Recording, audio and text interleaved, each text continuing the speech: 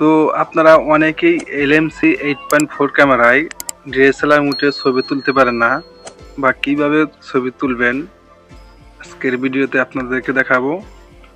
তো আজকের ভিডিওটি ফুল কন্টিনিউ করবেন, তাহলে বুঝতে পারবেন কিভাবে ডিএসএলআর মোডে ছবি তোলা যায়। তো আপনারা এই যে দেখতে পাচ্ছেন, এই যে স্ক্রিনের উপরে যে আপনার অ্যারো চিহ্নগুলো 0 থেকে একবারে 10 পর্যন্ত আপনার ফোকাস লেন্স দেওয়া আছে। তো এটা আপনারা ম্যানুয়ালি এটা করতে পারবেন।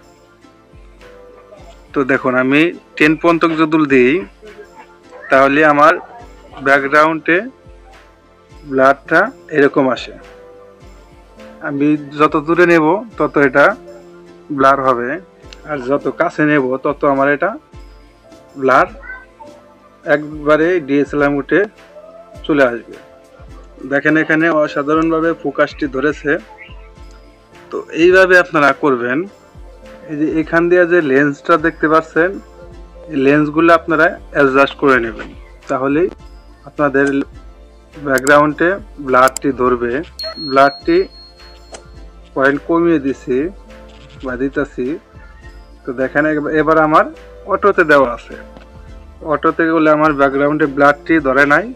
তো আমি যখন অটো থেকে ম্যানুয়ালে করব তখন আমার ব্লারটি ব্যাকগ্রাউন্ডে যাবে, আর সামনের ব্লারটি আমার যেটার উপরে আমি ফোকাস করব সেটাই ব্লার ধরবে। তো এইভাবে আপনারা এলএমসি দিয়ে ব্লার ম্যানুয়ালে করতে পারবেন বা করবেন। তো দেখেন এবার করলে আমার ব্যাকগ্রাউন্ডে ব্লার চলে গেছে, সামনের ব্লার নাই। আমি যে অবজেক্টে ফোকাস করব সেই অবজেক্টটি শুধু ক্লিয়ার নেবে আর বাকিটুকু ব্লার করে দেবে।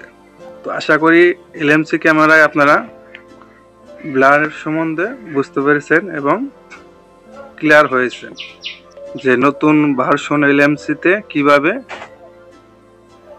ব্লার করতে হয় বা করব ফটোতে। তো আজকের মতো এই পর্যন্তই, দেখাবে পরবর্তী যে কোনো ভিডিওতে। আল্লাহ হাফেজ।